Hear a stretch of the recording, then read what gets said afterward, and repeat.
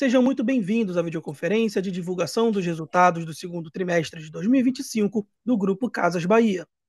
Destaco aqueles que precisarem de tradução simultânea, que temos essa ferramenta disponível na plataforma. Para acessar, basta clicar no botão Interpretation, através do ícone do globo na parte inferior da tela, e escolher o seu idioma de preferência, português ou inglês. E para aqueles ouvindo a videoconferência em inglês, há a opção de mutar o áudio original em português, clicando em Mute Original Audio.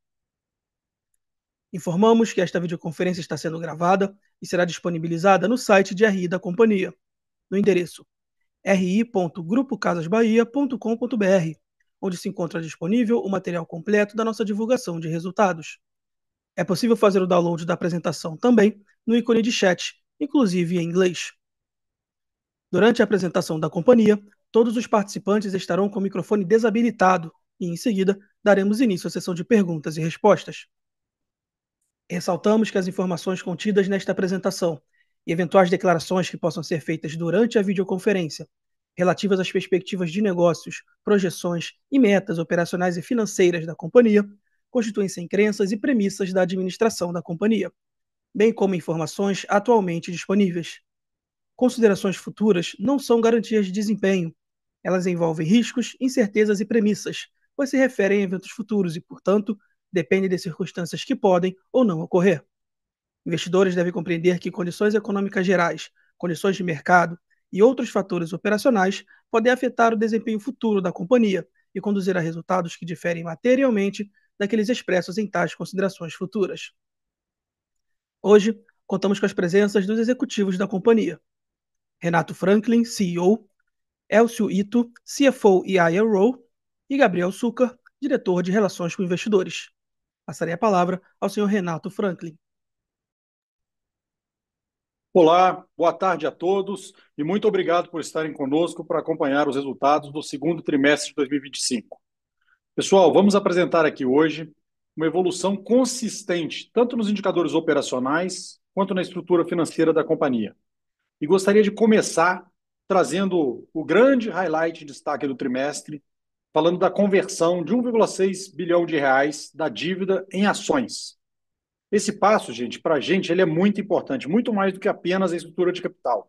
Aqui a gente tem sim um reforço da estrutura de capital, derrubando muitos indicadores de alavancagem, como a gente vai ver com um pouco mais de detalhe um pouco para frente, mas também evidencia a confiança da Mapa Capital na administração da companhia, na estratégia que a gente tem hoje executando aqui na companhia, um apoio para a gestão e vai destravar a aceleração do nosso plano de transformação. Com essa transação, a Mapa Capital, através da subsidiária Domus Participações, passa a ter 85,5% das ações da companhia, então acionista controlador, e as principais implicações, como eu comentei, estão ali do lado direito. Eu reforço essa parte de confiança na gestão atual, a estabilidade da gestão atual, para que a gente possa continuar desenvolvendo o nosso trabalho, que é um trabalho de longo prazo. A gente tem evoluído e estamos contentes com a evolução até aqui, mas muito conscientes que o plano é um plano de longo prazo, com outros milestones a entregar, já planejados, vários deles, mas que tem tempo para a gente poder ir entregando. Cada evolução operacional da companhia, ela destrava uma alavanca que ajuda na estrutura de capital. Essa foi mais um avanço. Aqui nós teremos também um reforço da nossa governança, então o Conselho de Administração passará de 5 para 7 membros, mantendo 4 dos atuais.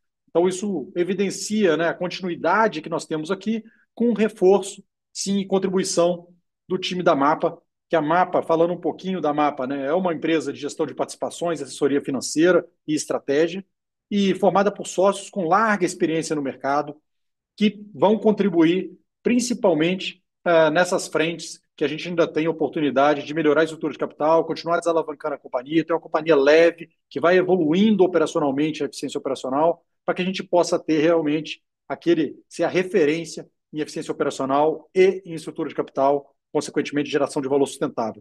É um approach de longo prazo, tá, gente? Então, uma atuação com visão de longo prazo, com foco em governança e geração de valor. Esse é o grande destaque dessa conversão. Pode passar um slide para a gente falar dos destaques do segundo TRI de forma geral, né? Aqui eu evidencio a consistência de entrega do nosso time, né? Fruto da disciplina de execução do nosso plano de transformação, bastante conservadorismo, né, na concessão de crédito, é um crescimento com disciplina, com foco em rentabilidade, e são 7 trimestres consecutivos entregando evolução de margem EBITDA trimestre após trimestre. A conversão que nós já citamos, redução de 40% na dívida líquida da companhia, e conseguimos fazer isso com crescimento de GMV em todos os canais. 7,6% de crescimento no consolidado, que também ajuda a capturar um pouco de alavancagem operacional. Destaque também para o fluxo de caixa livre, que tem melhorado consistentemente a cada trimestre, 173 milhões de reais. E sabemos, nós estamos na direção correta, mas ainda tem muito a fazer para a gente chegar aonde a gente quer chegar. Ganho de market share em todas as categorias da companhia, evidenciando de novo a força da marca, nossa capacidade de execução comercial, a escala comercial que a gente tem e a relevância para a indústria de eletrodomésticos. E, por último, o motor desse crescimento, o viabilizador desse crescimento, que é o nosso crediário, que tem impulsionado tanto as vendas em lojas físicas, quanto também nos canais digitais, crescimento de 630 milhões quando a gente olha ano contra ano, 12% de crescimento na receita de soluções financeiras e com inadimplência sob controle. Pode passar um slide, por favor, para a gente dar um pouquinho mais de detalhes sobre GMV. Aqui, 2 destaques principais. Primeiro, 6,7% no same-store sales. Então, mesmo tendo uma deflação nas categorias, mercado de lado na média, com algumas categorias andando para baixo, principalmente quando a gente olha para o mercado de loja física, a gente crescendo same-store sales, ganhando market share. Embaixo a gente deu o zoom do ganho de market share por categoria. Destaque para a linha branca com 1,6 pontos percentuais. E no online, o que eu queria chamar a atenção? Quando a gente anunciou, em agosto de 2023, a nossa estratégia de ser um player especialista, existia uma preocupação no mercado de tirar as categorias não core e perder visibilidade e audiência. E a gente começa a aparecer aqui números que evidenciam a força de um player especialista com a marca Casas Bahia tão forte. A gente cresce no canal 1P Online 10%, mesmo não sendo a prioridade da companhia, com menos investimentos para esse canal, e cresce no 3P, que é um 3P core. Nós não temos um 3P generalista de ticket médio baixo. O nosso 3P ele é complementar ao mix de 1P que a gente tem. Então, sortimentos especiais que não fazem sentido, não tem escala ou giro suficiente para comprar no 1P, às vezes é uma marca específica, um produto high-end de nicho, a gente vende via 3P. Quando atinge certa escala e tem uma condição comercial que faz sentido, o time comercial compra esse produto e passa a virar 1P. Mas, sem dúvida nenhuma, relevante tanto para o canal online quanto para venda através das lojas físicas de produtos também do 3P, entregando diretamente na casa do cliente ou recebendo na loja para o cliente retirar alguns momentos depois. Então, bastante relevante essa mudança de tendência que a gente vai continuar vendo esse crescimento mais ou menos no mesmo ritmo para o canal digital da companhia. Tá? Pode passar um slide, por favor? Para a gente poder falar do crediário. Aqui, destaque é aquilo que a gente já vinha falando com vocês. Nós temos sido bastante conservadores na concessão de crédito, utilizando sim a modelagem nossa, que é bastante robusta, e a força da marca que traz uma boa fidelização do cliente. Aqui os indicadores evidenciam isso. A gente fez sim um crescimento na nossa produção a partir do segundo TRI de 24 e crescemos ainda mais ali no quarto TRI para poder fazer a Black Friday. E esperamos um pouco, com 180 dias a gente joga toda a perda para resultado, e a gente queria ter certeza da inadimplência. A gente tem sempre um conservadorismo, porque tem uma expectativa de poder ter uma piora no macro que poderia gerar algum impacto na inadimplência. De fato, a nossa concessão está robusta, a gente tem crescido nos ratings melhores, então vocês podem ver que o over 90 da companhia está bem estável, até com melhoria incremental, PDD estável, melhor do que no passado, e a perda líquida da companhia também melhorando aos poucos, trazendo aqui benefício e permitindo a gente agora iniciar mais um ciclo de crescimento no crediário. De novo, gradativo, vamos fazer mais um patamar, aí a gente mede, espera concretizar para depois fazer outro patamar. A gente prefere ter um plano muito consistente e incremental, gradativo, do que tentar fazer um salto grande e assumir alguns riscos que são maiores nesse cenário macro um pouco mais desafiador. Pode passar um slide, por favor? Onde a gente traz um slide comparando a inadimplência da companhia, do nosso crediário, com o mercado. A gente pegou 2 indicadores de mercado, fonte Banco Central, inadimplência do cheque especial e inadimplência do cartão parcelado. Ambos os indicadores de mercado, se a gente comparar com um ano atrás, a piora é de mais ou menos 200 bips. Então, 12,4 para 13,9, dá 1,5 e 11 para 13%. Quando a gente olha a companhia, a gente sai de 8,5 para 8,4, de novo reforçando a resiliência da companhia, mesmo em cenários adversos. Vale lá para a pandemia, vale para a crise que a gente teve quando olha especificamente o Rio Grande do Sul no ano passado, E no macro, agora que se deteriora um pouquinho, a gente, de novo, mantendo o conservadorismo da concessão e uma performance diferenciada no nosso negócio de crédito. Pode passar, por favor?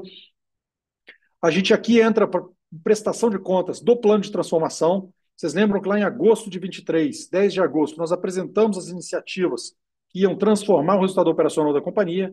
E aí, discriminando aqui, algumas das entregas são muito mais alavancas, né? Mas trouxemos aqui algumas principais para evidenciar a disciplina de execução e a capacidade de entrega do time que está tocando esse turnaround.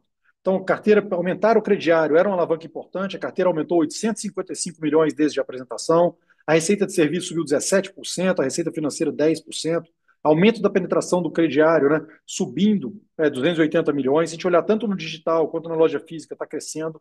O CRM gerando mais de 160 milhões em vendas só no segundo trimestre de 25 e crescendo, tá? Isso aqui ajuda muito. Grande parte dessas vendas contribuem para o crescimento do crediário.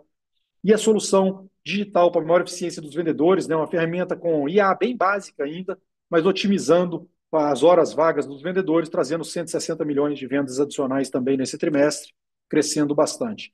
Além disso, na parte de baixo, a gente fala bastante da parte de custos, né?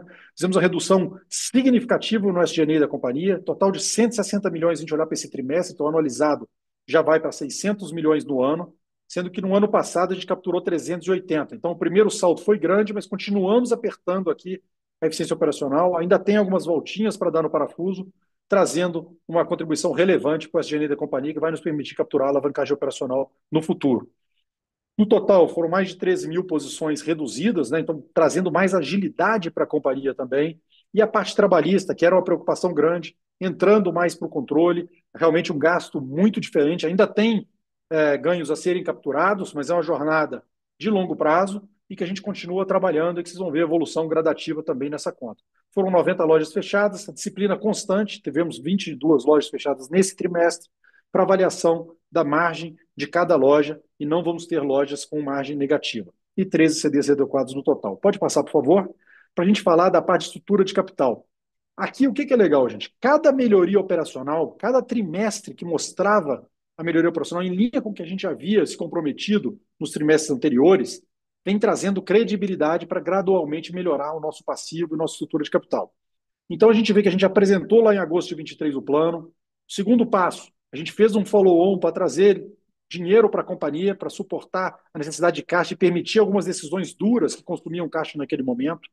E conseguimos, com essa evolução, destravar ali dinheiro novo para a companhia, 400 milhões que recebemos em novembro de 23. Entregamos um trimestre, destravamos o primeiro reperfilamento.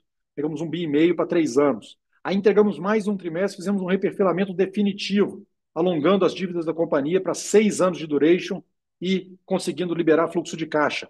Depois, em janeiro de 25, conseguimos colocar em operação o nosso FDIC para suportar o crescimento do crediário. Ele começou antes, mas em teste, e ali em janeiro de 25 começou a funcionar formalmente, liberando, destravando o crescimento do crediário, que tem crescido bastante. E agora, em agosto de 25, a antecipação dessa conversão de 1,6 bilhões de reais que a gente já comentou, destravando, realmente melhorando muito a estrutura de capital, liberando o fluxo de caixa, e que, sem dúvida nenhuma, isso aqui, gente, vão trazer benefícios indiretos. A gente tem um benefício direto de quase 230 milhões por ano, mas tem um benefício indireto pela melhora do rate, melhora da percepção de crédito, que destrava linhas de crédito mais baratas e aos poucos a gente vai reduzindo as linhas mais caras. Quando que a gente vai ver esse benefício? Obviamente isso aqui aconteceu no terceiro tri, você não captura nem o direto full no terceiro, o benefício direto ele é capturado full no quarto trimestre. Essas linhas que estão sendo liberadas, já tem coisa acontecendo agora, tem coisa que começou a andar já com o anúncio da antecipação da conversão, mas a gente vai usar pela sazonalidade do segundo semestre e aos poucos, após a Black Friday, a gente começa a reduzir essas linhas de capital de giro, tipo risco sacado, que tem custo muito alto para diminuir a despesa financeira da companhia a partir de 26. Pode passar, por favor? Aqui os destaques financeiros, eu vou passar para o Elcio para poder abordar os destaques com um pouquinho mais de detalhe. Elcio? Obrigado, Renato. Boa tarde. Obrigado a todos aqui pela presença.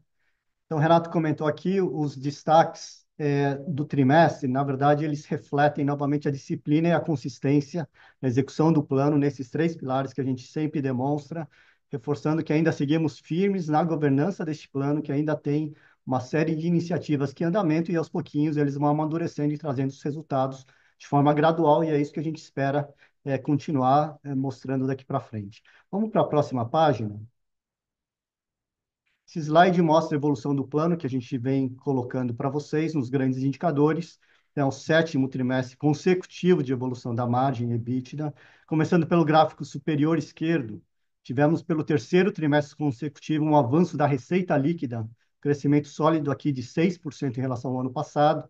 O GMV crescendo, o Renato mostrou ali 6,7% em lojas físicas no conceito Same Store Sales, retomada do crescimento do 1P online de 10,4%, e continuamos acelerando a receita do 3P com 15,5%. E, de novo, aqui é um 3P de produtos core e não de cauda longa, que aí tem um nível de competitividade, enfim, que vocês acompanham bem. Aqui é as categorias core da companhia. O gráfico superior direito é o lucro bruto, que atingiu 2,1 bilhões de reais, crescimento de 3,8% na comparação anual, margem de 30,1%, levemente abaixo do período anterior, do ano passado. Tem o impacto do mix de vendas, então a participação maior do segmento de telefonia, que na margem tem na média tem uma margem um pouco abaixo da média da companhia, então à medida que esse segmento cresce como um todo, ele puxa levemente para baixo. E também tivemos uma participação maior do online, né? A gente acabou de falar aqui, o canal online crescendo, com margens positivas, mas um pouco abaixo das margens do canal físico, né? Por isso que a nossa tendência e foco é sempre no canal físico, mas crescendo online aqui também de forma positiva. Então, um pouco desse mix de canal e de venda trouxe a margem um pouquinho para baixo, mas ainda bastante saudável e benéfico para a companhia, que aí é mostrado no gráfico inferior esquerdo, de as despesas operacionais, redução nominal de quase 3%, né? Mesmo com aumento da receita de 6% e uma inflação média ali de 5,5%, que a gente poderia considerar o SG&A como percentual da receita, então veio para baixo em 2,1 pontos percentuais, e essa performance demonstra o contínuo ganho que a gente vem falando, talvez há mais de um ano, à medida que a gente cresce a receita de forma rentável, ele vai gerando esse ganho de alavancagem operacional, esperado, está acontecendo, e também um controle, né? O Renato comentou aqui, controle sobre custos e despesas. A gente ainda tem alguns parafusos para continuar apertando e refinando, mas claramente o ganho no top line de forma rentável, ele vai puxando a margem como um todo para cima, e é isso que é o resultante, né, desta combinação. O gráfico inferior direito, o EBITDA ajustado, 572 milhões de reais, 26,5% superior ao ano passado, a margem EBITDA de 8,3% versus 7% do ano anterior. Então, o avanço sequencial, trimestre a trimestre dos nossos resultados.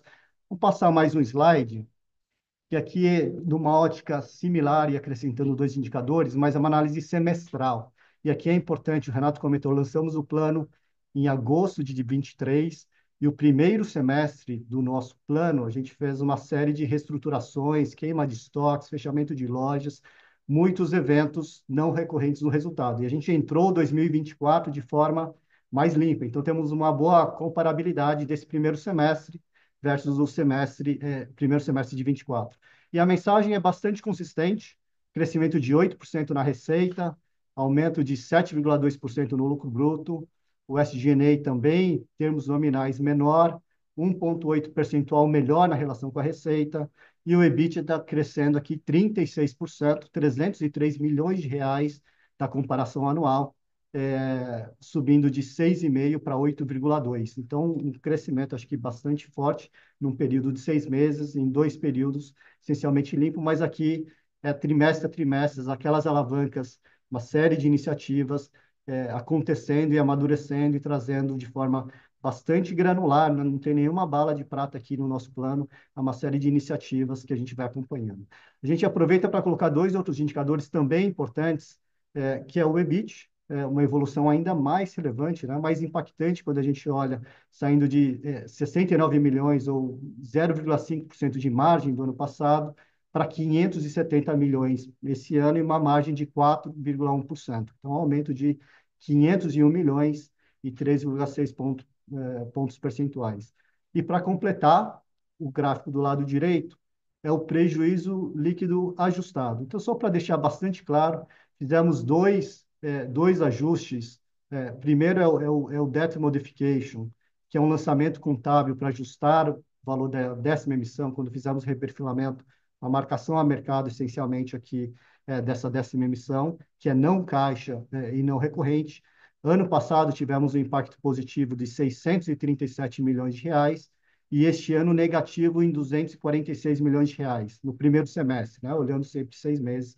Então, só olhando, de novo, é um tema não caixa, estamos falando de uma variação aqui só nesse tema de 883 milhões de reais. Então, esse é o primeiro ajuste que nós fizemos. E o item 2 de atualizações monetárias, em contingências e etc. Este ano com negativo de 48 e o ano passado a gente teve um benefício pontual e não recorrente da atualização monetária da tese do século, que trouxe ali como um todo em atualizações monetárias 200 milhões. Então, a gente só atualizou esses dois itens que vocês olharem nas DFs, é bastante claro e visível ali, mas se a gente elimina e deixa em bases mais comparáveis, a gente vai ver uma melhora do resultado líquido da companhia, um prejuízo ainda, obviamente, mas um prejuízo menor, mesmo com juros a 15%. Né? Então, acho que a melhora da companhia como um todo, mas fica muito evidente, muito claro pelo tamanho do prejuízo, que o tema central da companhia é a estrutura de capital, dado esse nível de juros que a gente vê. Foi exatamente olhando esse cenário, talvez a gente passa para o próximo slide, olhando esse cenário que realizamos a antecipação da conversão que o Renato comentou da série 2. Vale só lembrar que, originalmente, essa opção só seria exercida a partir de outubro deste ano, em 6 janelas trimestrais. Então, não tinha nenhum compromisso, ele poderia ser exercido a partir de outubro, e diante desse cenário todo que a gente viu, conseguimos efetivar 100% em agosto, que muda significativamente aqui os nossos indicadores de alavancagem. Então, com isso, a nossa dívida líquida reduziu em 40%, saindo de 4 bi para 2,4.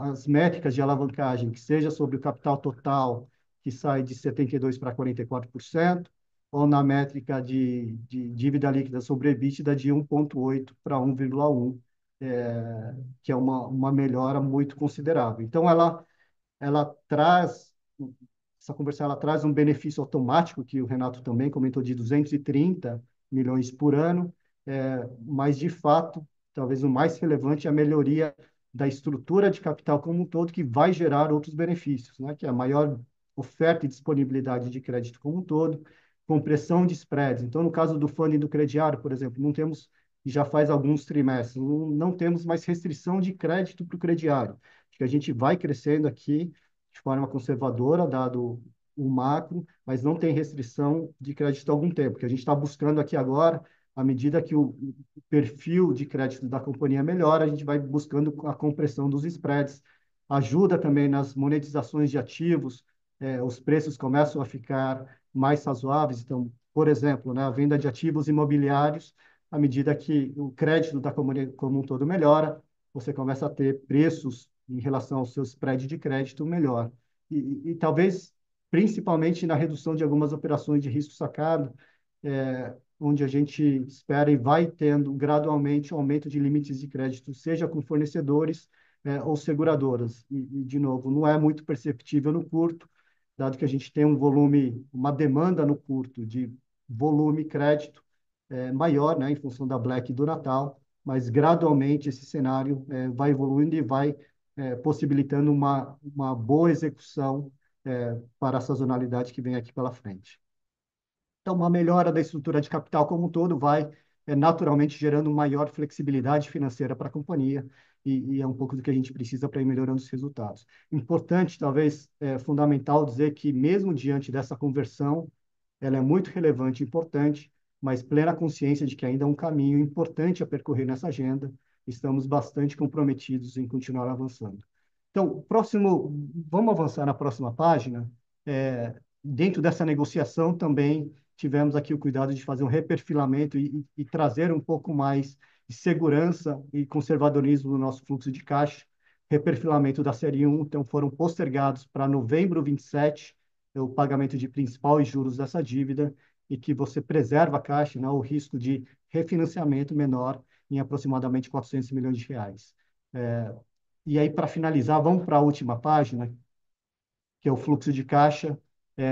em 173 milhões de reais no trimestre, comparado a 92 no mesmo período do ano anterior. E aqui é uma disciplina que seja do resultado operacional, que seja nas disciplinas de capital, de capex, de capital de giro, respeitando sempre as sazonalidades e o nosso objetivo comercial, das estratégias comerciais de operações e muitas questões em termos de trabalhista, de monetização de impostos, enfim, tudo que compõe aqui o nosso fluxo de caixa livre, que é bastante importante. E a gente só colocou nos últimos trimestres de uma forma anual e o EBITDA também embaixo, para dizer que até em alguns períodos tivemos EBITDAs maiores, mas com consumo de caixa bem maior do que tem agora. Então, acho que já estava evidente, mas a gente só quis colocar o nosso direcionamento, a nossa ênfase e o drive da companhia no fluxo de caixa. Passar aqui agora para o Renato e a gente conversa mais na sessão de Q&A. Renato, por favor. Obrigado, Elcio. Pode passar mais um slide, só para a gente reforçar as principais mensagens. Então, a gente realmente destaca aqui, né, a melhoria consistente de margens, como a gente colocou, com crescimento de GMV, que é relevante nesse cenário macro que não tem crescimento de mercado, com o online crescendo um pouco mais do que o físico, principalmente o mercado como um todo cresce. Então, é natural que a gente, como player especialista, com o share que tem, com a escala que tem, traga também um crescimento um pouco maior no online, apesar da prioridade de médio prazo é realmente crescer o crediário na loja física. O fluxo de caixa cada vez melhor e a estrutura de capital que tem um avanço importante que vai destravar outros benefícios, como o Elcio já colocou. Pode passar um slide para a gente passar um pouquinho da visão que a gente vê pela frente?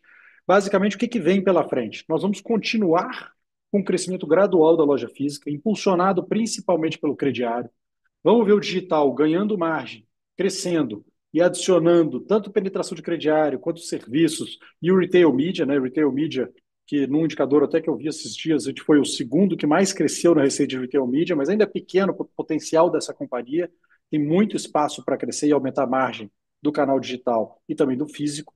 Continuar aumentando a eficiência operacional, então tem espaço com o uso de IA, com o CRM avançando bastante, a precificação dinâmica avançou bastante, já está com rollout para todas as categorias do digital, usando o IA para modelagem de precificação. Isso traz um ganhozinho de margem para a gente, que compensa um pouco desse efeito mix, tanto de canal de venda quanto de categoria, que às vezes impacta na margem bruta que vocês estão vendo, mas que está gerando margem cash melhor quando a gente olha lá para o EBIT. E, principalmente, novas oportunidades de melhoria de estrutura de capital. A gente tem plena consciência que o que a gente fez é transformador, destrava muito valor, mas que não é suficiente para a gente chegar onde a gente quer chegar.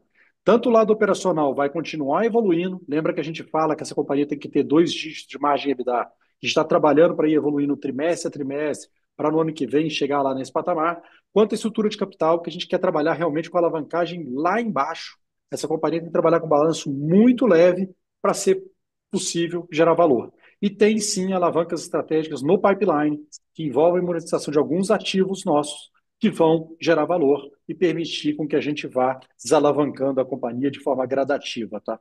Então, de novo, obrigado a todos pela confiança. Estamos muito felizes com esse passo que a gente deu com a conversão, por ter a Mapa conosco aqui, muito animados com o que vem pela frente. Queria aqui agora abrir para o Q&A para a gente poder dar mais detalhes sobre eventuais pontos que vocês queiram um pouquinho mais de cor.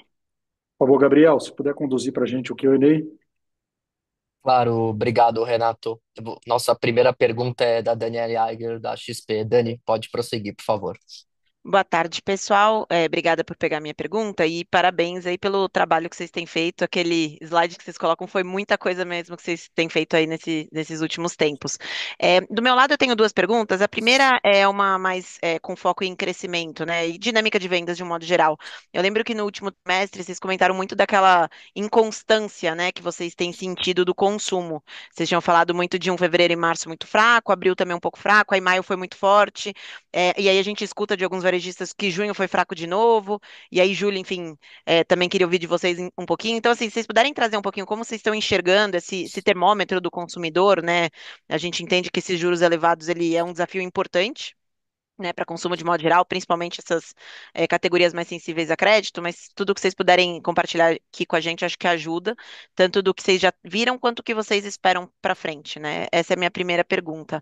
E aí a minha segunda pergunta é ainda é relacionado um pouco a essa dinâmica de crescimento, uma coisa que realmente é super positiva que a gente vê é que os indicadores de crédito de vocês estão super saudáveis, né? Melhorando mesmo nesse cenário, muito por uma questão de um modelo bastante assertivo de vocês, enfim, uma política de crédito mais restritiva. Dada essa, enfim, incerteza, e aí também juros elevados e restrição de consumo, mais um modelo muito bem sucedido de vocês, vocês pensam em eventualmente usar isso como uma alavanca, obviamente com controle e de forma bem gradativa, para sustentar eventualmente uma retomada de vendas com um pouco mais de fôlego? Então, são essas duas minhas perguntas. Obrigada. Ótimo, Dani. Obrigado pelas perguntas. Vamos começar falando da dinâmica de vendas, né? A gente, a última vez, realmente estava bastante evidenciada essa dinâmica muito diferente, né? Então, abril muito fraco, maio muito forte, junho mais regular, normal. A gente veio um julho forte, tá? Então, julho a gente conseguiu ter um bom fluxo na loja, obviamente sem retração em relação ao ano passado, e o e-commerce crescendo mais do que a loja física. Então, quando a gente olha, se a gente pegar alguns números, pegar primeiro semestre, categoria de eletrodoméstico como um todo está praticamente flat. Você pega a categoria de telefonia, por exemplo, está -4 do mercado formal, né? Tem um lado que o mercado informal de celulares, ele aumentou o share.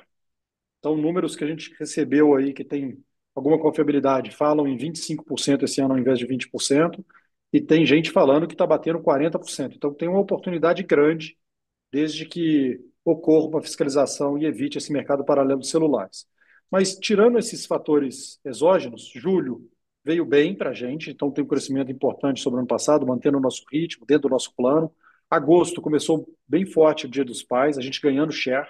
A nossa performance, quando a gente olha para o mercado como um todo, ele está meio flat, mas a gente tem conseguido ganhar share em julho, em agosto, até agora, né? Estão 14 dias, ainda falta metade, e estamos bem animados com o terceiro trimestre para manter essa consistência de evolução gradativa em todas as categorias, trabalhando um pouco melhor. Acho que tem uma coisa boa, quando a gente começou a anunciar a antecipação da conversão, né? Apesar que ainda faltava acontecer, já era praticamente certo, então a gente começou a ter, sim, uma recepção muito positiva dos fornecedores. Então, a gente está mais preparado esse ano quando a gente olha para Black Friday, já possibilitando discussões mais assertivas, e aí me permite escolher um pouco mais o que comprar, porque em alguns momentos a gente tinha que comprar um pouco mais do mix, que eu tinha mais crédito e deixava de comprar de alguns outros. A gente também está diminuindo aquela necessidade de antecipação de fornecedor aos poucos, tá? Porque tem que comprar muito, então o limite aumenta, mas eu tenho que comprar mais para o quarto trimestre, porque tem sazonalidade, etc. Então, o benefício mesmo, por exemplo, na linha de risco sacado, ele só vai aparecer lá em 26, porque até o quarto TRI, esse limite adicional, ele é consumido por novas compras, e aí depois eu consigo ir trocando e ficando com o limite adicional e reduzindo essas linhas mais caras, como o risco sacado.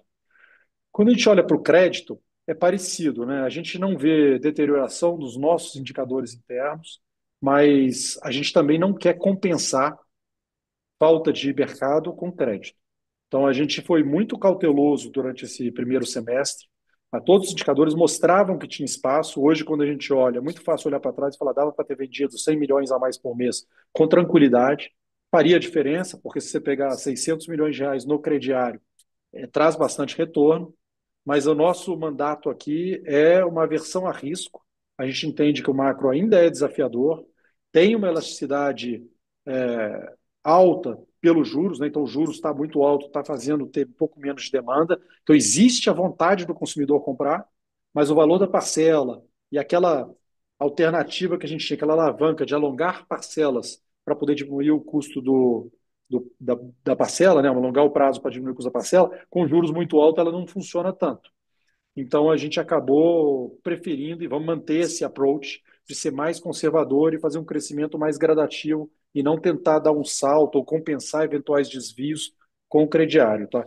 Então, vai ser uma jornada de longo prazo, com consistência, enquanto o macro for desse jeito.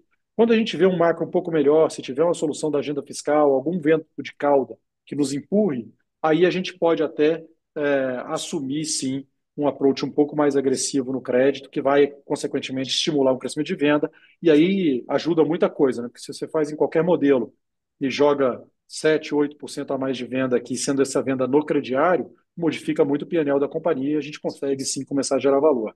Então é o que a gente imagina mais para o final de 26, e não antes disso.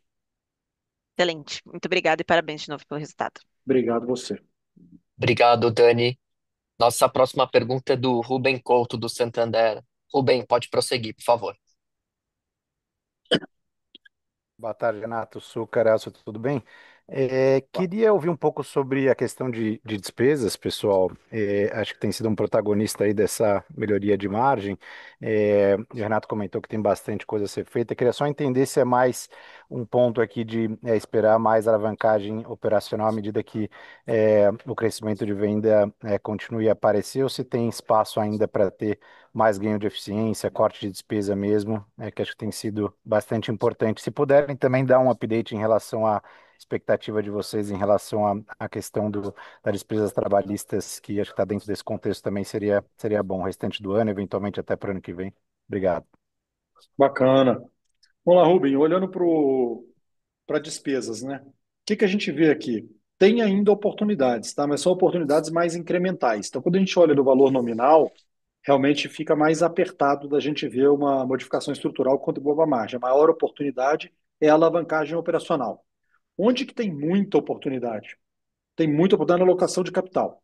Acho que quando a gente olha na parte de custo, de estoque principalmente, a gente tem distribuição numa rede de 1.000 lojas, com um mercado que às vezes vem mais forte no e-commerce, por exemplo. Então você tem hoje 25 CDs para atender o e-commerce, mais as 1.000 lojas que funcionam como mini hub.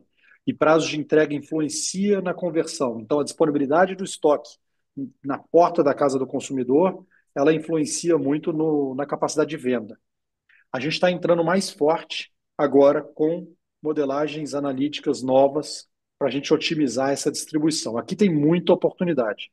E junto com o crédito, então por isso que essa alavanca importante da conversão, que libera crédito junto aos fornecedores, para a gente permitir comprar de uma forma mais equilibrada. Hoje a gente, muito fornecedor espera até eu pagar para poder fazer um novo faturamento. Isso concentra muito no final do mês e a distribuição acaba ficando mais forçada e eu acabo tendo mais erro de distribuição. E aí eu tenho excesso de estoque em algumas localidades e tenho ruptura em outros. Então eu estou perdendo venda e estou com capital excessivo e com despesa também, porque tem frete, tem custo de armazenar, tem um monte de despesa associada nesse processo. Então aqui tem sim despesas indiretas que afetam menos o SG&A, mas afeta muito o custo de capital e que vão afetar nosso capital de giro também bastante, para a gente poder trabalhar. Mas não tem uma alavanca de curto prazo nesse processo.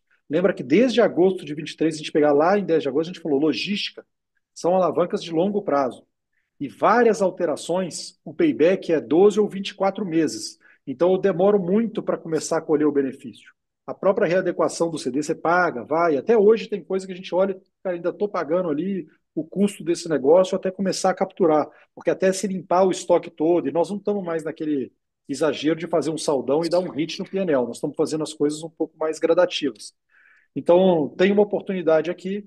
Acho que tem um pouquinho em algumas linhas de despesas indiretas, mas não são materiais para a gente olhar e falar, cara, vai cair ali de 1,5 bi nominal? Muito difícil. O mais provável é a gente conseguir alavancagem operacional. Vamos usar essa sazonalidade do segundo semestre, que traz mais venda, para ter uma diluição um pouco melhor no SG&A. Quando fala de trabalhista, aqui sim, ao longo do tempo, a gente tem melhoras. Então, quando você pega a base na continuidade, na normalidade da companhia, é menor do que hoje. Então, não tem uma mudança importante dentro desse ano, né, porque a gente já fez um descida de degrau forte. Então, a gente está num ritmo que a gente entende que é mais ou menos o que vai rodar esse ano. Mas sim, olhando lá para frente, eu tenho sim evoluções importantes. Quando eu estou com a entrada menor de trabalhista, o nível de provisão que eu tenho, ele fica parecendo que está em excesso. Então a gente está esperando isso se confirmar. Lembra que isso aqui demora 5 anos para pagar, então é um movimento que demora. Mas tudo indica que eu vou ter um PNL muito melhor daqui 2 anos do que hoje.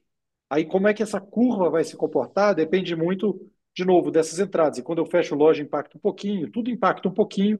A gente prefere ser conservador, mas sim já tem discussões aqui, porque tem números que podem ficar melhores para o ano que vem do que era o nosso plano base, antecipando de novo. Da mesma forma que 25 acabou antecipando o 26, é possível que 26 antecipe o 27, e aí vai ficar mais rápido para todo mundo poder ver o que é a normalidade do trabalhista, que deveria ser normal qualquer varejo desse porte, e não a anomalia que a gente tinha no passado. Tá? Então está bem controlado, evoluindo super bem e com algumas oportunidades incrementais que a gente prefere dar mais disclosure quando a gente tiver confirmação exata do que vem por aí. Tá?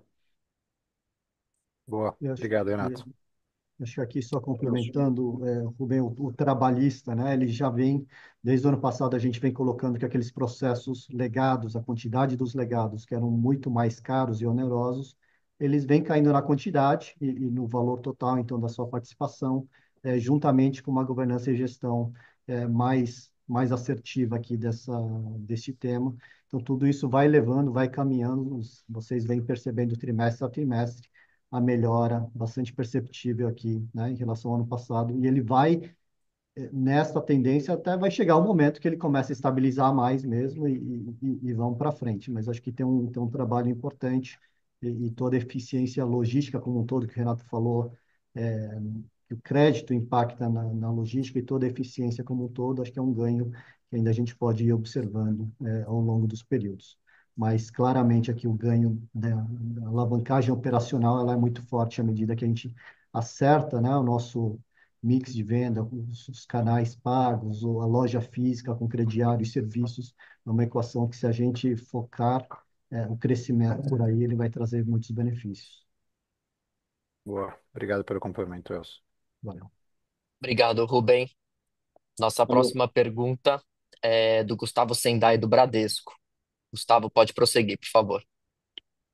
Oi, boa tarde, pessoal. Obrigado aqui pelo espaço. Eu tenho duas perguntas. A primeira é sobre um cenário competitivo, né? Se vocês puderem dar uma atualização aqui para a gente tem visto empresas nativas digitais aqui acelerando o foco aqui nessa categoria. Então, se puderem comentar o que vocês têm visto, né? Se tem uma categoria específica que tem sido mais agressiva com esses players, esse é o primeiro ponto. E o segundo ponto é sobre o CDC, né? A penetração do digital, se não me engano, no 3P especialmente, passou a do 1P, acho que pela primeira vez, né, nesse trimestre. Então, entender de vocês como é que a gente poderia pensar isso para frente, né? E se nessa nova realidade da empresa com a dívida convertida, isso poderia acelerar, né? Principalmente, né, na parte do online. Então, essas são as minhas perguntas. Obrigado. Boa, Gustavo. Tudo bem? Obrigado aí pelas perguntas. Falando primeiro aí do cenário competitivo, né? O que a gente tem visto? Varejo, primeiro, lojas físicas. Varejo ainda bem racional, tá? Acho que está todo mundo exigindo disciplina financeira das equipes e das estratégias comerciais. Então, é uma agressividade, uma competição bastante racional. A gente não tem nenhuma ponto para colocar aqui, alguém está atrapalhando o mercado, tá isso ou tá aquilo. Acho que está bastante racional e vai continuar assim enquanto o macro estiver desse jeito. Acho que a gente vê muito player regional preocupado. Eu falo que acho que todo mundo, quem não estava alavancado, ficou alavancado com juros desse tamanho, e quem já estava ficou realmente em situação complicada. A gente agiu antes, e a gente está numa situação hoje, acho que até melhor no relativo, comparando com vários dos nossos pares. No digital, é diferente. Eu acho que tem categorias e categorias. Quando a gente olha o ticket mais alto, continua a gente operando bem, isso que tem trazido crescimento para a gente. Quando a gente fala de big box, né, produtos de grande volume, né, TVs, geladeira, fogão, móveis, são categorias onde a Casas Bahia é referência e a gente tem conseguido crescer com estratégia, com bastante disciplina, priorizando margem, que a gente não tem compromisso com crescimento no canal online, a gente tem compromisso com aumentar a margem, mas tem vindo. Quando a gente olha para os portáteis, o que tem acontecido dos itens leves? Por incrível que pareça, a gente vê sim ganho de share em uma das plataformas generalistas, mas a gente também ganhando share. Então, tem um crescimento grande desse mercado, né, de e-commerce. Então, acho que a dinâmica de mercado está muito diferente, né? O mercado loja física é estável ou encolhendo um pouquinho, dependendo da categoria, e o mercado online crescendo. A gente hoje já deve estar 52%, 53% online, e acho que a gente está caminhando para ficar, talvez daqui a um ano, parecido com China, com 60, 40. Eu achava que ia demorar um pouco mais, está indo um pouquinho mais rápido, principalmente puxado por essas categorias de ticket menor, mas mesmo no ticket maior, a demanda online existe, tá? Acho que tem mudanças estruturais para acontecer. O que a gente escuta dos fabricantes é que eles tiveram que acelerar os canais digitais porque não tinham espaço de crédito para vender conosco e com outros players físicos, tá? E que essa conversão tende a nos favorecer em share. Então, eu estou bem otimista com a dinâmica de negociação que a gente vai viver no segundo semestre e no ano que vem.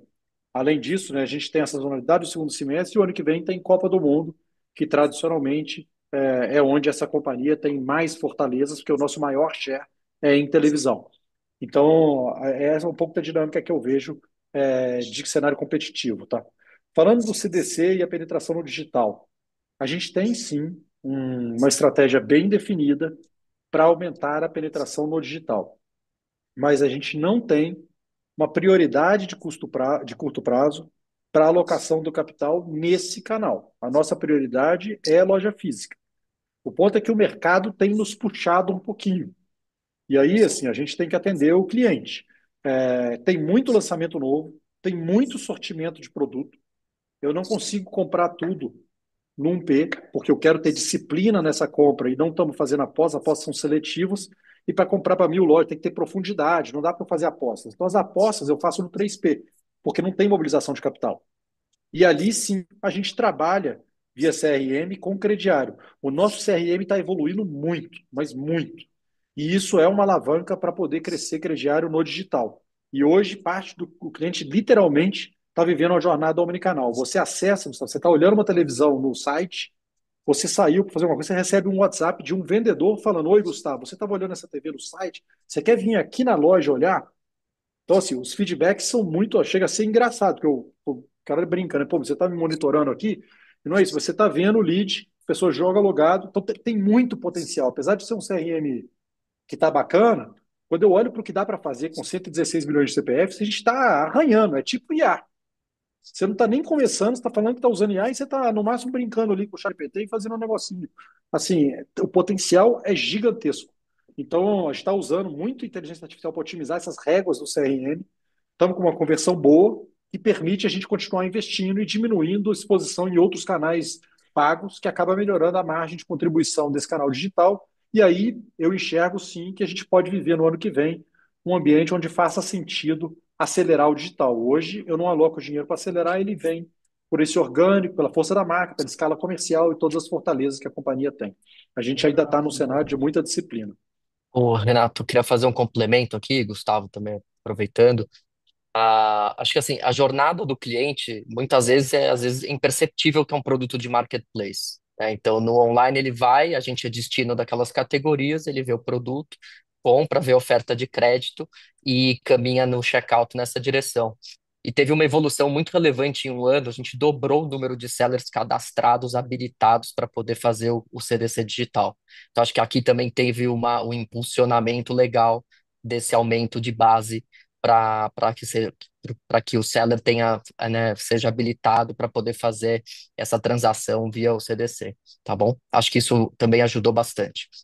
E acho que, por fim, é um processo, de aprendizado. Toda a modelagem, né, Gustavo, e eu estava mergulhando nisso, é muito diferente para canais online, para canais físicos. Então, são vários tipos de modelagem e a gente vai aprendendo, e vai reforçando a base e o potencial para o futuro à medida que a gente vai expandindo esse crediário aí para todos os canais. Mas a gente já vai, consolidando e é um perfil de público um pouco diferente e a gente vai ganhando maior, experiência, maior dados, para se preparando para um crescimento mais robusto. Super claro. Obrigado, pessoal. Obrigado, Gustavo. Nossa próxima pergunta é do Iago, da Genial. Iago, por favor, pode prosseguir. Boa tarde, Renato, Elcio, Gabriel, obrigado aí pelo espaço. Tá, eu tenho três perguntas aqui do nosso lado. Eu queria falar sobre crediário, tá? Eu tenho visto aí certa consistência de vocês aí no resultado de crédito. E nessa equação em que você fala, Renato, de atingir a margem EBITDA de 2 dígitos aí nos próximos anos, até onde vocês estão dispostos aí em relação ao PDD e em relação ao over 90? Essa é a primeira pergunta. A segunda pergunta é mais nesse comentário do Elcio aí no final. Se a gente pegar aí os indicadores da concessão de crédito feito aí no online e comparar em relação ao presencial, e aqui o online vale tanto para 1P quanto para 3P, se essa questão do over 90 e do PDD, ele muda muito em relação ao de loja física, tá? E a última pergunta é um pouco sobre a parte de serviços. A gente viu que vocês avançaram bastante ali no digital nesse trimestre, e eu quero entender um pouco se a questão de serviços, e aqui falando principalmente de ads e falando de seguros, garantia estendida, se isso tem avançado junto com as vendas dos produtos, tá? E no caso aí de não estar avançando, eu quero entender aí qual que é a estratégia de tentar tornar esses produtos mais atrativos, tá? E se puder, sei que nem todo mundo consegue abrir esse número, mas quanto que você chega a representar aí da receita bruta do canal digital, esses dois serviços? É isso. Vamos lá, Iago. Primeiro falando do crediário ali, como é que a gente faz para chegar na margem de dois dígitos e até quanto a gente vai? A gente não quer correr mais risco do que hoje, tá? Então, quando eu olho para os indicadores, over 90, a gente está confortável até 9%. Quando dá 8,4, para mim, eu deixei dinheiro na mesa. Mas também não quero passar de 9. Então, o natural é que ele fique abaixo de 9. Então, pô, a gente fica trabalhando e operando. 9 a gente entende que é um bom número. Aí quando olha lá para a perda líquida, é no máximo 5% por trimestre. Cabe na rentabilidade, continua com altíssima geração de valor e faz total sentido para a gente. Óbvio que eu falo isso, mas as metas a gente tem que apertar do pessoal para ficar sempre melhor, né? Então é ruim quando a gente fala, o cara fala, "Ô, você falou que pode, mas a gente, de novo, o macro conservador agressivo faz a gente ficar apertando um pouco mais e preferindo entregar um pouco menos de crescimento, um pouco menos de rentabilidade do que correr risco com crédito. Esse é o approach da companhia. Nós não vamos esticar a corda para fazer dois dígitos a qualquer preço e estragar um pouquinho o nosso negócio de crediário, tá? Falando da segunda pergunta do online versus offline. Por incrível que pareça, assim, a gente tem indicadores parecidos, tá, de inadimplência.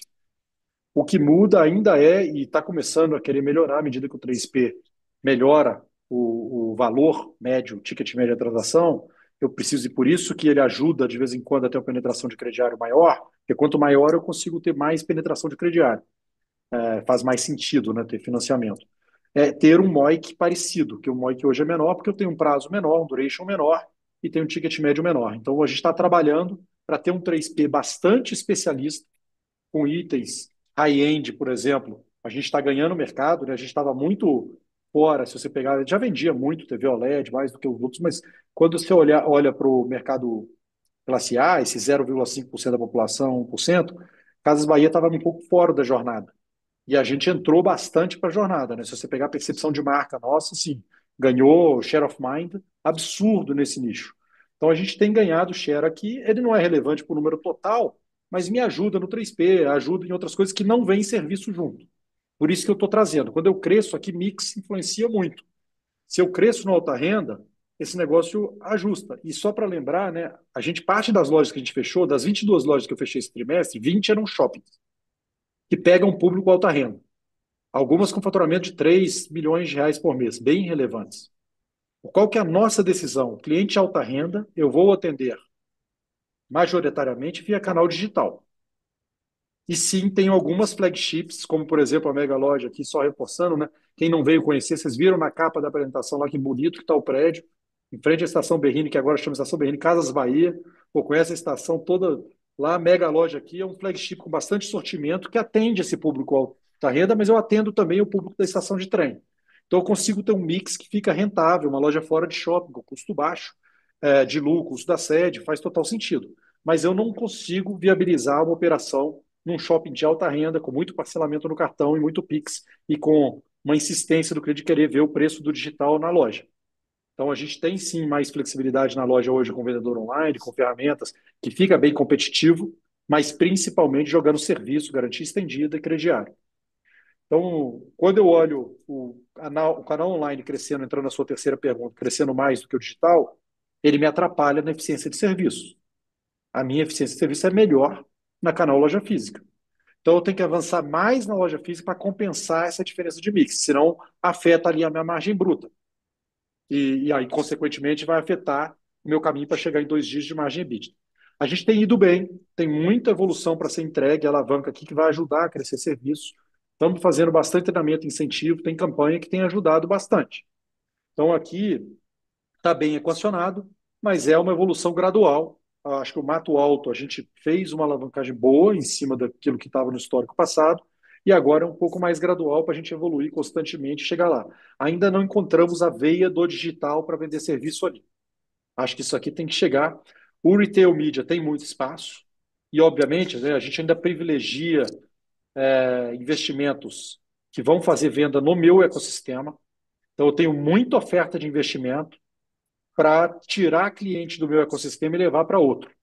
Seja passagem de ônibus, seja viagem, seja diversos outros stakeholders, após. Tem um monte de gente que queria anunciar aqui. E a gente ainda está privilegiando o nosso investimento, eu não quero comprometer o que tem. Acho que no futuro a gente vai ter espaço para isso, que vai destravar um potencial muito maior de receita de retail media. E a gente acabou precisando do investimento dos mesmos players, porque como eu concentro no core, para reforma de loja, a gente está fazendo muitas reformas, estamos criando flagships, estamos fazendo outras coisas que usam o investimento do mesmo stakeholder. Então, limitando o avanço mais rápido da nossa receita de retail media, apesar de estar crescendo 100%, ela podia ser, acho que, 4 vezes o que é hoje. A gente enxerga, né, que no Brasil daria para ter 4% do GMV né, de investimento aqui, e a gente não está nem perto de 1 ainda, está muito baixo. Estamos andando aqui, mas caminhando bem, tá? E na parte de logística, aqui sim tem crescido bem. A gente tem uma quantidade grande de clientes externos já, então tem mais de 100 clientes trabalhando, externos trabalhando aqui, usando a nossa CD Full, e tem muita cotação em andamento. A gente tem, obviamente, privilegiado e priorizado as ações internas, que otimizam a eficiência operacional do meu ecossistema, mas, ao mesmo tempo, a gente está se preparando para poder avançar mais na prestação de serviços externos, que vai contribuir para a diluição do custo logístico nosso e para o aumento da receita de serviços, que ajuda na margem bruta também. Então, tem uma jornada importante, tem muita coisa, estamos entrando com sistemas novos na logística, investimento nosso, CAPEX do ano, os quase 400 milhões de reais, a maioria é tecnologia, então investimento relevante na parte de tecnologia para a logística, que vai permitir a gente destravar e ter uma agenda muito diferente o ano que vem na monetização do nosso ecossistema logístico. Esse é um pouco do panorama aí das 3 perguntas, tá? Obrigado pelas perguntas, Iago. Obrigado pelo espaço, pessoal, e parabéns aí pelo trabalho. Tamo junto, obrigado. Obrigado, Iago. Nossa próxima pergunta eu vou chamar a Gabriela Leme, do Goldman Sachs. Gabi, pode prosseguir, por favor. Boa tarde, pessoal. Obrigada por pegar minha pergunta. Eu queria fazer um follow-up, na verdade, na pergunta sobre competitividade no online e ouvir um pouco mais de vocês sobre como vocês avaliam o movimento recente dos marketplaces horizontais, sendo mais agressivos na dinâmica de frete, principalmente se vocês têm observado algum efeito disso no CAC de vocês e no comportamento no digital. Obrigada. Ótimo. Obrigado, Gabi. Não nos afeta, tá? Essa dinâmica de frete e a competitividade, ela está muito em item mais baixo, tá? Então, na prática, ticket médio muito baixo. O nosso ticket médio do e-commerce é quase 10 vezes o ticket médio que está lá. Então, quando eles diminuíram o corte para poder dar frete grátis, esse tipo de coisa, ele não afeta, não tem impacto nas nossas categorias, categorias completamente diferentes. A gente vê até uma competitividade mais racional, tá? Quando a gente pega investimento em mídia paga de performance nas nossas categorias, ele caiu absurdamente recentemente, tá? Então, quando você pega o mês de agosto, por exemplo, teve um racionamento nesse investimento das plataformas generalistas em categorias de eletrodomésticos grandes, como televisão, linha branca, celular, que tipicamente tem um mercado eletrônico grande e que tinha ali um apetite grande deles trazerem clientes via mídia paga. A gente também tem diminuído exposição, né, nesses canais pagos, o que tende a reduzir essa alta que teve absurda nos preços da mídia paga. Então, eu acredito que a gente pode viver até um momento um pouco melhor ao longo do tempo. Mas ainda é cedo para falar, são movimentos muito recentes. A gente entende que os números de crescimento nosso no mercado digital, de terem vindo antes do que era o nosso plano, eles reforçam a nossa tese de que ser um player especialista, que tem um sortimento dedicado a essas categorias, ele tem muito valor para o consumidor. A gente pega o nosso NPS subindo, pega a experiência do cliente aumentando, pega o acesso orgânico aumentando, tem muito fundamento importante que reforça nossas vantagens competitivas e nossa tese de ser um player especialista omnicanal, focado sim em soluções de crédito, mas que atende todos os tipos de consumidores através do footprint de lojas e e-commerce, tá? Então, não estamos vendo uma competição mais agressiva com esses players, pelo contrário, tem redução de competitividade mais recente. Ainda muito recente e incipiente para a gente poder ter alguma certeza, para afirmar com mais clareza. Tá? Super claro, obrigada. Obrigado, Gabriel. Obrigado, Gabi. Nossa próxima pergunta é do Alexandre, do Morgan Stanley. Ale, pode prosseguir, por favor. Boa tarde, pessoal. Obrigado por pegar a pergunta aqui. Eu queria explorar dois pontos aqui da estratégia de ecossistema de vocês. O primeiro ponto em relação à logística, como que anda talvez o apetite dos clientes em trazerem o estoque para o fulfillment de vocês? E talvez relacionado a isso, vocês precisam fazer algum tipo de investimento na rede logística de vocês, porque a gente sabe que a logística da Casas Bahia, pelo menos, ela é bastante focada, talvez, em itens mais pesados. Mas aí a logística e a organização ela é bastante diferente de itens mais leves, então eu queria saber se vocês precisam fazer algum tipo de investimento. E no outro lado de ecossistemas também, talvez tocando um pouco mais na parte de advertising, a gente viu o crescimento ainda significativo de vocês. Eu imagino que ainda seja uma iniciativa ainda nos estágios iniciais, então está crescendo em cima de uma base ainda relativamente pequena. Mas queria ver com você como que vocês estão vendo talvez o mix de produtos aqui e onde vocês veem talvez a maior oportunidade de crescimento dentro desse segmento de advertising. Obrigado. Obrigado, Ale. Primeiro falando do ecossistema de logística e necessidade de investimento, né? É diferente sim, mas a gente ainda tem muito investimento que havia sido feito para o nosso 3P e 1P e que tinha aqui. Então, assim, vai precisar de investimento, mas mais para frente. A gente ainda tem, hoje tem investimento sim na parte de tecnologia, mas que serve interno e externo, tá? A gente ainda tem sistemas legados na companhia, então estamos fazendo, né, toda uma transformação da infraestrutura de tecnologia da companhia. Ainda vai alguns anos pela frente para a gente ir mudando esse negócio, mas para vender serviço hoje não precisa de nada de forma imediata. A gente consegue entregar um bom nível de serviço para sortimento de itens leves, com bastante capilaridade. De fato, o que a gente vê, né, a gente tem mais força ainda aqui no Sudeste, na região de São Paulo, comercial, tá? Porque a gente não estruturou uma equipe comercial. Então, a gente tem trabalhado principalmente com sellers que estavam no nosso marketplace, com relacionamentos que já existiam. A gente ainda não colocou dinheiro, e é pouco dinheiro, né, na parte comercial para poder expandir esse negócio. Estamos deixando tocar, vendo os indicadores, aprimorando os processos para a gente poder escalar com NPS. A gente é meio obcecado por NPS. Acho que a gente só pode crescer se a gente tiver convicção que nós vamos crescer aumentando o nível de serviço ou estabilizando e nunca reduzindo. Então, não estamos aqui desesperados para crescer esse negócio, mas sim tem crescido. Fizemos alguns ajustes de estrutura agora que vão nos permitir ter um pouquinho mais de foco e tenho sim uma expectativa de o ano que vem esse negócio já ficar mais material, tá? Tá vindo, tá indo bem, temos capacidade. Aí, obviamente, no médio prazo vai ter sim investimento, porque a gente tem que ir ampliando e criando outras redes. O legal é que vai em conjunto.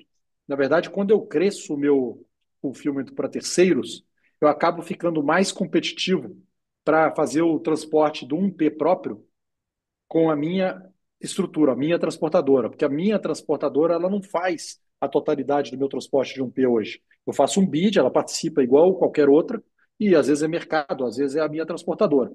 Esse negócio está crescendo à medida que eu vou ganhando competitividade, ganhando escala, eu consigo otimizar uma rota, e aí eu consigo crescer de forma mais material. Então a gente enxerga um potencial de crescimento muito grande e que um pedaço de fulfillment destrava um pedação do 1P. Então esse negócio é meio que exponencial. O que eu consigo trazer de externo, eu cresço mais no ecossistema interno também. Mas é uma transformação de longo prazo, não é um negócio de imediato. Falando do retail media, né, a gente tem muitas oportunidades de crescimento. Eu acredito muito, né, hoje as conversas e o interesse maior da cadeia de investidores são os próprios fornecedores no canal digital. A gente tem feito POCs na loja física, resultados são muito positivos, e aí a gente tem aumentado isso de forma gradativa. O ponto é que na loja física os investimentos são mais pesados, porque envolve, por exemplo, quando ele paga para ter um store em store, ele tem que pagar e é um preço razoável e ainda construir. E às vezes a gente fala, vou colocar um negocinho simples numa loja, mas que custa 15 mil reais. Só que se você for colocar em 1.000 lojas, é 15 bilhões de reais. E aí ninguém vai fazer isso de uma vez. Então você faz 10 lojas, experimenta, aí faz mais 10 lojas 6 meses depois que você viu o resultado e vai de forma gradativa. Então, tá bastante gradativo mesmo, entendeu? Para não falar que tá devagar. Eu acho devagar, para ser sincero, acho que dava para fazer mais rápido, mas eu entendo que é muita coisa ao mesmo tempo. O cara fala, pô, tem isso, tem aquilo, tem crédito, tem aquilo. Então, e a prioridade é realmente a gente continuar avançando no comercial, avançando nisso, avançando naquilo. Então, de novo, com serenidade, vamos fazendo isso aos poucos, mas o potencial é absurdo, o destravamento de valor é absurdo. Os fornecedores que apostaram um pouco mais, assim, o crescimento de market share é quase que imediato. Então, um payback muito curto, mas vai uns 12 meses de payback. E aí todo mundo tem que começar. Ele entendeu, aí ele fala: no próximo ano eu vou colocar um pouco mais no orçamento. Aí dá mais resultado, aí no outro ano vai colocar. Então, não é um negócio trivial, que os volumes de dinheiro para uma rede de 1.000 lojas fica pesado mesmo, a gente entende, tá? Mas estamos forçando aqui para poder crescer o mais rápido esse negócio. Tem muita oportunidade. Obrigado pela pergunta. Não, valeu, pessoal, super claro, obrigado. Obrigado, Alexandre. Próxima pergunta do Wellington, do Bank of America. Pode prosseguir, Wellington, por favor. Oi, boa tarde, pessoal. Boa tarde, Renato, Elcio, Gabriel. Eu tenho algumas perguntas aqui do nosso lado. A primeira delas é sobre a dinâmica de margem bruta. Se vocês pudessem quebrar um pouco o impacto que vocês comentaram na maior penetração do online, como também o mix um pouco maior de mobile. E um pouco nessa direção, eu queria entender quais alavancas vocês enxergam para poder talvez acelerar um pouco o crescimento do same store. A gente viu ele nesse segundo tri, com crescimento um pouco mais em linha com a inflação, dada a base mais normalizada. E eu gostaria de entender se esse nível de crescimento que a gente pode esperar um pouco para frente e se também esse nível de margem bruta, dado esse mix entre loja física e online, deve permanecer como está agora. E a minha próxima pergunta seria sobre crediário também. Gostaria de entender só um pouco, se vocês pudessem quebrar como vocês estão vendo a concessão de crédito entre novos clientes e concessão de crédito para a base atual de vocês. E do ponto de vista de novas concessões, de quem vocês acham que vocês podem estar capturando esses clientes em termos de concessão de crédito? Essas seriam minhas duas perguntas. Muito obrigado. Tá bom. Boa, Wellington. Obrigado pelas perguntas. Acho que primeiro, né, pegando aqui dinâmica de margem bruta. O que acontece, né? Se for olhar o canal na média, né, porque tudo é muito diferente por categoria, tá? Então a gente não vai dar aqui com granularidade qual que é a diferença de margem em cada categoria. Mas num consolidado, você vai olhar a média, a gente tem margem bruta 9, 10, 11% maior na loja física, que obviamente é para compensar todo o TCO, custo de ocupação que eu tenho na loja, o SG&A, que é diferente do e-commerce. Então, a migração, quando você vê o e-commerce crescendo um pouco mais, é só você fazer o efeito mix, isso aqui vai afetar um pouquinho a margem bruta. E entre categorias, eu tenho muita diferença de margem bruta. Então, você vai ter categorias desde itens de 15%, 20%, 25%, até 55%, 60%, como alguns móveis, por exemplo. Então, se você comparar um com o outro, a diferença é muito grande.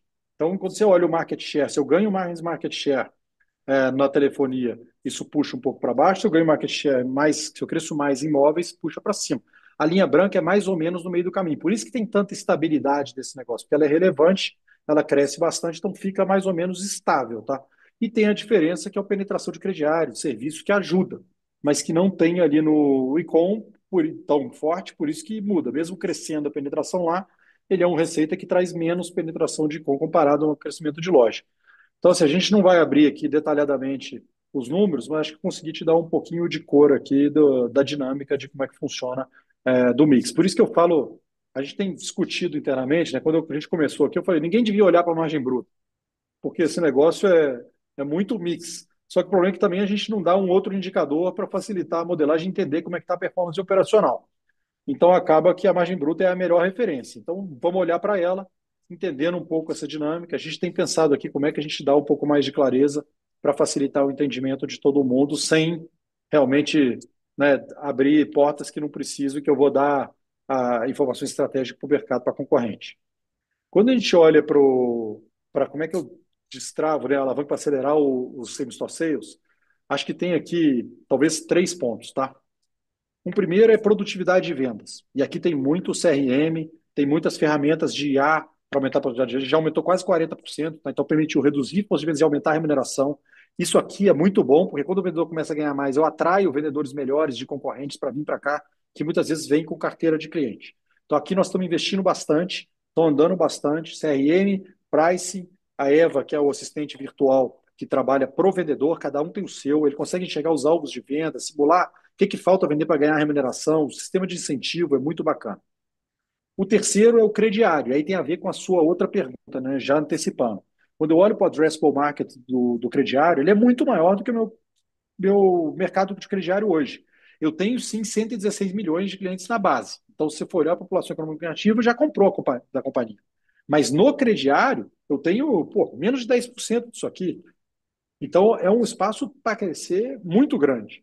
E, de fato, tem players regionais atuando em nichos onde eu estou ainda não relevante e que eu tenho que trabalhar esse mercado. Então, a primeira campanha que a gente fez, só para dar uma alavanca, focando em crediário, foi em julho. As campanhas de marketing nossas, a gente não falava de crediário, e a gente agora começou a falar. E, de novo, lembra que é muito recente, né? Porque até setembro do ano passado eu não tinha nem funding para crescer. Então eu estava travado, tinha muita demanda, mas estava travado. Aí foi liberando um pouco, e eu vou sempre ainda conservador, tenho macro.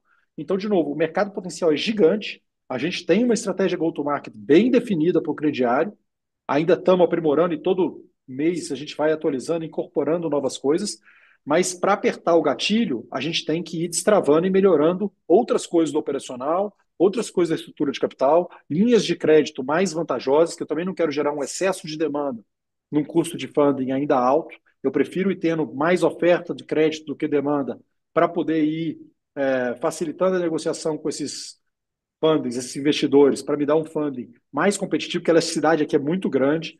E aqui, quando a gente tiver alguma redução na curva de juros e que eu consiga enxergar que o macro vai melhorar e cobrar um pouco menos, que eu também fico precificando uma piora no crédito e ela não acontece, mas eu continuo precificando, isso aqui tem um ganho de crescimento de crediário que eu acho que a gente vai ver mais forte mais para o segundo semestre, final de 2026. Acho que até lá ainda é macro bastante desafiador e bastante disciplina, bastante conservadorismo. E a terceira alavanca para crescimento de same store sales é sortimento em loja. De novo, a gente ainda trabalha com restrição, agora começou a melhorar, assim, verbalmente está excelente, assim, acho que a minha expectativa não era ter tanta recepção positiva pela transação e pela conversão, a gente achava que é muito boa, mas achei que ia demorar um pouco mais para todo mundo enxergar esse negócio. Verbalmente está muito positivo. A promessa e a competição do lado dos fornecedores também tem estimulado isso, porque está uma briga por market share do lado de fornecedor muito forte.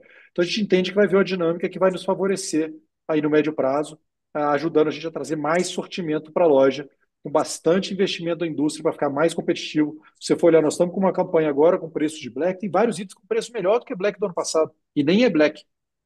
Então isso é bacana, porque estimula o consumo.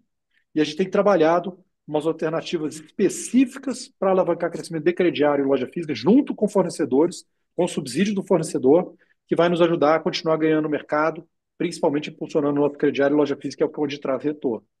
Então, é um pouco de forma macro de como é que a gente está estruturado aqui para garantir consistência no aumento de same store sales. Bem gradativo. De novo, aqui compromisso é rentabilidade em relação ao crescimento, mas a gente enxerga assim, um potencial grande de crescimento. Beleza, super claro, Renato. Obrigado. Obrigado a você. Obrigado, obrigado, Wellington. Renato, vou passar a palavra para você. Não temos mais perguntas para você fazer o encerramento, por favor. Boa. Obrigado, Gabriel. Obrigado a todos, gente. O que eu queria ressaltar aqui? Acho que a mensagem principal, né? Capacidade de execução está comprovada. Nós estamos há 7 trimestres consecutivos entregando consistentemente melhoria de margens, evolução no operacional. Do lado de estrutura de capital, o ganho de confiança também fica evidenciado pela transformação constante da estrutura de capital que a gente tem conseguido fazer. E agora, sem dúvida, uma transformação mais forte que vai destravar outras alavancas, estratégias e oportunidades.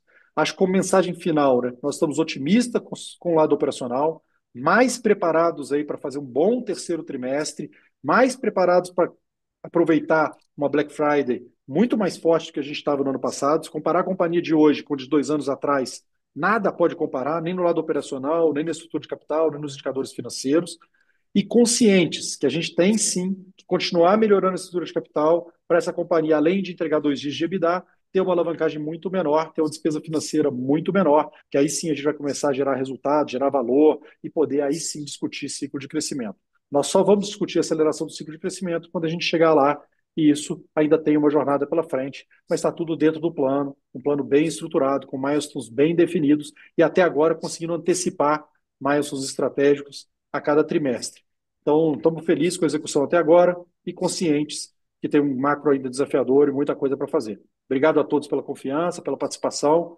E, gente, vamos comprar, aproveitem as ofertas. Está com muita coisa barata. Acesse o nosso app aí que vocês vão ver. Tem TV, tela grande por preço que vocês nunca viram, celular de última geração, tem lançamento, tem muito eletrodoméstico novo, geladeira mudou bastante. Acho que está todo mundo aí precisando renovar os eletrodomésticos, tá? Dê uma olhada. Grande abraço a todos e boa tarde.